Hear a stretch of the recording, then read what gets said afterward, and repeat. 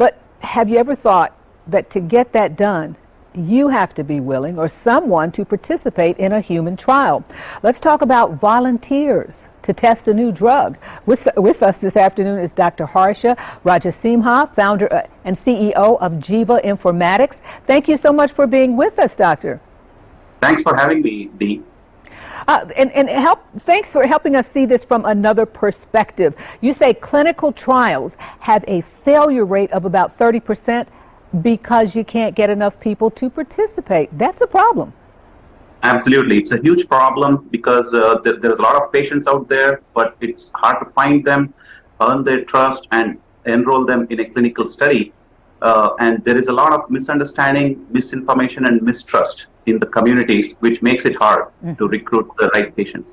So you do have a tough job. Jiva Informatics, you work to try to get those people to say yes. What are some of their concerns, and how do you reassure them it's going to be all right? This is a carefully structured and supervised study. Yeah, the whole process of clinical trials is very complex, and it's not visible to the general population. But the biopharmaceutical companies have to enroll physicians and investigators who represent the general population and the communities out there. And historically, these populations have been Caucasian male adults from affluent socio-economic backgrounds that have left a significant underrepresentation of minorities, people of color, women and children out on the edge, looking inside. It's not always that these minorities are not invited, but they don't feel included. Just for both sides, there has been some mistrust in the past with the healthcare system, and trust has to be earned over a period of time, and that's very hard. It takes time. You do have a job to do there.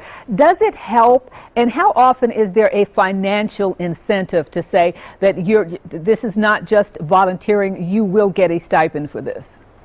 Absolutely. There is usually the sponsors provide some sort of a reimbursement for travel, participation in a trial. Sometimes they even reimburse for paid time off, but most of the time people are expected to take time off from their paid work to go and participate in a trial, which can lead to loss of pay. They may have to find a daycare for a child if they have to participate in a trial, etc., which makes people with household income of $50,000 or less 30% less likely to say yes to a clinical trial because their time off from work cannot be afforded.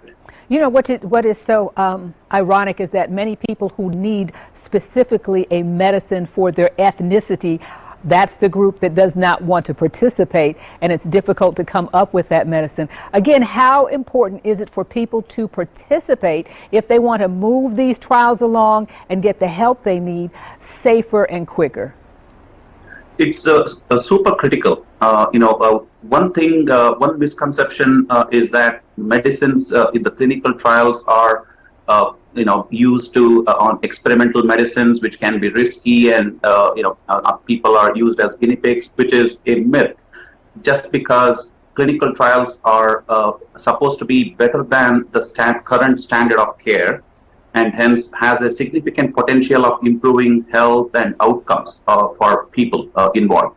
And so it's often very safe when conducted in the right way by a competent physician investigator. So every individual patient who has an opportunity to participate in a clinical trial should give it due consideration to receive much better than standard of care access to treatment options. Well, thank you so much for being with us. And for those of you watching, we do have at least I know one major research lab in Columbus, Georgia, that if you want to know more about, you just contact me. I'll let you know. And thank you so much for being with us. Thank you, Dee, for having me. Still ahead, more medical news. Is it cardio? Is it working out with weights and bands? What is the best for your body? We'll tell you what a new study says. We'll have that